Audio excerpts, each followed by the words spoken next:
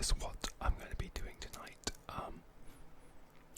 But the only problem with that is that my favourite creepypasta is called Masterpiece, and it's very short. It's no more than, I'd say, 6 or 7 paragraphs, and the paragraphs are only 8 lines each or so. However, I'm going to be doing it anyway along with another creepypasta, and that one I think is something along the lines of Crunched Up Paper House, which is quite tame, but I chose to do a tame one because I find the Masterpiece one, it's one of the scarier ones I've read, so hopefully you enjoy it. I'm going to be reading Masterpiece first, and I'll put a link in the description for the start of each one, so if you are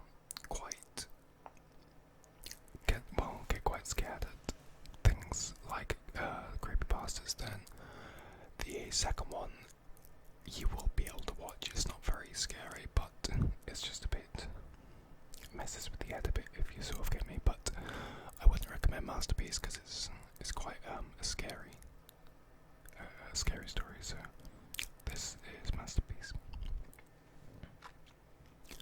I've been lying down now for hours. It's 5:35 a.m. and there's not much I can do. You know what the worst part of my situation is? I'm in the same room as my parents. They keep looking at me, and I can't help but look back and try not to cry or scream. Their eyes are focused on me and their mouths are wide open.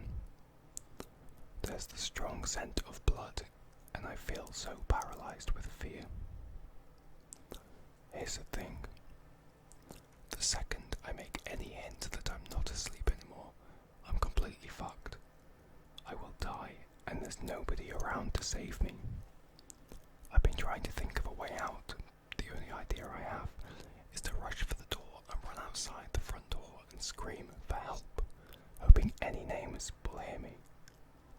It's risky, but if I stay here, I will surely die. He's waiting for me to wake up and see his masterpiece. You're probably wondering what's going on. I do get ahead of myself sometimes. About 3 hours ago, I heard screaming from the other side of the house. I got up and went to check on the noise before realizing I had to use the restroom. Instead of doing the smart thing and investigating, I used the bathroom first. I could have gotten myself killed right there from my stupid actions, but I actually did my business and took a peek outside the bathroom. There was blood on the carpet.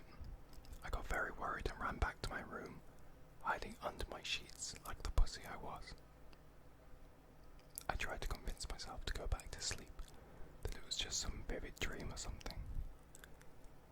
But then I heard my bedroom door open. Like the terrified child I was, I peeked from under my blankets to see what was going on. I could see something dragging my dead parents into the room. It was not human. I can tell you that. It was hairless, with no eyes and no clothing. It walked like a caveman, with its back slouched as it dragged my parents. But this thing was much smarter than any caveman. It was aware of what it was doing. It propped my dad up on the edge of my bed and faced him towards me. It then sat my mother down in the chair and positioned her towards me as well. It then started rubbing its hands upon the walls, staining them with blood, and then drew a circle with the devil's pentagram in it. This thing had made what it would probably call a masterpiece. To finish it off, it scribbled a message onto the wall that I could not read in the darkness. It then positioned itself under my bed, waiting for me to wake up.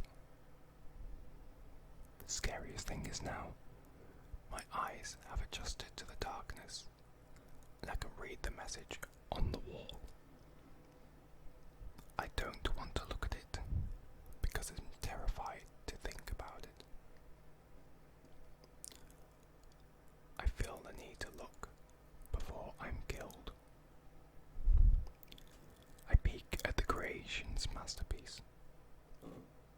The message says, "I know you're awake." And that is masterpiece. I'm sure you can agree with me that that's one of the more vivid and imaginative creepypastas. Though it is short, it's very strong and scary, I think. But yeah. Okay, the next creepypasta I'm going to be reading you is called Crunched Up Paper House. You're probably, if you listen to creepypastas often, you've probably come across Creepypasta, and you will have seen that every creepypasta I've read for ASMR he's actually done in a proper voice, and that's just because I'm not trying to copy him or anything, but I believe that he does choose the best creepypastas for his videos, so I just take inspiration for him and use those ones because I also enjoy them. So yeah, this next creepypasta is called Crunched Up Paper House. My friend and I always used to walk through a wonderful, spacious park when we were younger. It was full of tall trees and it was very nicely maintained. In this large park, there was an abandoned mansion. I can't really say how long it had been there, but on that day, the front door of the mansion was wide open. The two of us decided to check out what was inside the place. As we inched through the door, the very first thing we noticed was on the mansion floor was littered with crumpled up pieces of paper. We looked at each other and observed that there was no furniture, nothing except for those wrinkled balls of paper. The mansion had 6 rooms on its main floor, and every room we entered bore more and more scrunched up pieces of paper. We decided to open up one of the paper balls to see what was inside. Our curiosity got the better of us. I picked up a single wrinkled piece, and as my friend picked up another, I unfolded my paper, smoothing out its bends and dents. At that moment, it was almost as if a piece of rainbow emerged before our eyes, and I was suddenly standing next to a large window in one of the upstairs rooms of the house. I was looking outside into the large park. When I looked down at the piece of paper, I yelled. It read, "Look outside the large window that oversees the park in the upstairs parlour." I dropped the piece of paper and it fluttered graciously to the ground. Meanwhile, I stared at my open hands in a bout of horror. Dazed and utterly perplexed, I found my way downstairs and met up with my friend. He was in the kitchen sitting around a round table that had been there before. Where did that come from? I wondered. My friend stared at his open paper and reread the words several times before he looked at me and turned the page my way. It said, "Go to the kitchen and sit around the round table." We stared at each other for a few moments, vaguely afraid, but then we began to chuckle. Within seconds, we were laughing our heads off, marvelling at our newfound game. We could hardly believe what was happening, but being young as we were then, the mystery was endlessly exciting. We decided again to open up another scrunched up piece of paper. As we opened up the crumpled papers on the floor, we experienced the same sudden flash of rainbow colours, but this time I ended up lying down in the field behind the mansion. When I peered onto the paper in my right hand, it read, "Lie down in the field behind the mansion. giggled uncontrollably. After a few minutes of running around the house, I found my friend collecting multiple balls of paper in his arms, eager to experience more of these strange, exciting phenomena. We both got the gist of what was happening at this point. We had no idea as to how it was possible, but we decided to have more fun with it. The supernatural always had a way of captivating our hearts. After a few more runs through with these strange mini teleportation devices, I began to feel apprehensive. I wondered if, at one point, I would be placed somewhere I didn't want to be, or I'd be made to do something that I didn't enjoy. We continued through. Minute after minute, we unfolded many papers, travelled through many bedrooms, closets, trees, but then after having been on the roof of the mansion, I stood before my friend, dead on the living room floor. I didn't scream. I couldn't. Murder him, I read on my crumpled page as I felt a surge of vomit and bile rising into my throat. Nothing came out, but the sickness in my throat spread to my stomach, my head, and my heart. I didn't know what to do. At this point, I began to scream and shout, praying to God for this to be a nightmare. I wanted it to go away. I wanted to rewind our day and be outside again, together, walking underneath trees. All I could do was hide his body in a cupboard. I willed myself to be calm, and I hesitantly unfolded another paper in the hopes the problem would correct itself. Once again, I saw the colours of the rainbow, and I found myself standing behind a tree several meters away from the house. I could see the front door, and within a few instants, I saw me and my friend walk back through that door. I began to wonder if I had died, or if I was an out-of-body experience.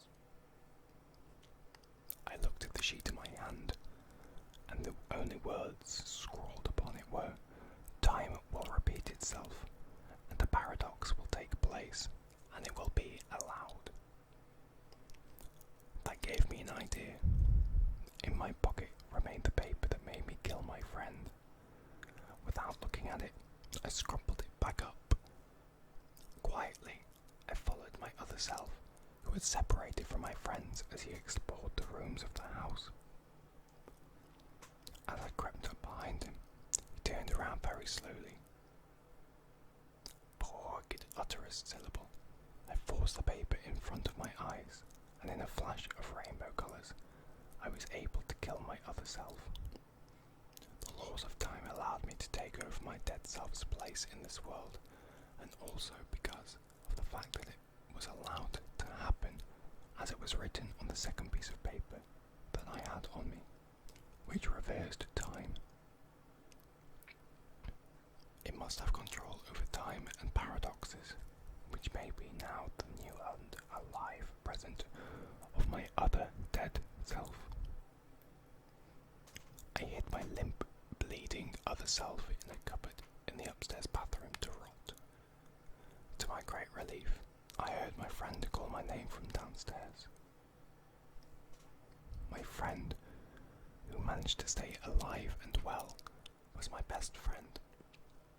When I went downstairs, he greeted me excitedly, smiling childishly, and being blissfully unaware of the situation. I pretended nothing happened, and in a heartbeat, I told him that the house creeped me out, and that it would be much better if we left. After that day, we never went near the mansion again.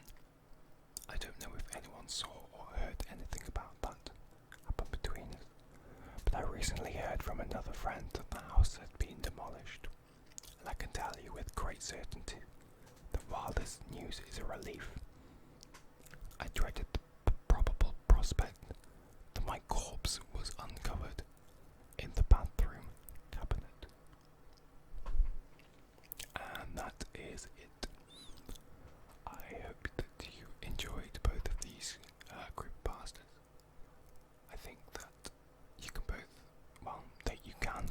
with me that the second one I read out wasn't as scary as Masterpiece, but it still messes with your head a bit. But yeah, hopefully you guys enjoyed this. Hope you have a pleasant evening, morning, afternoon,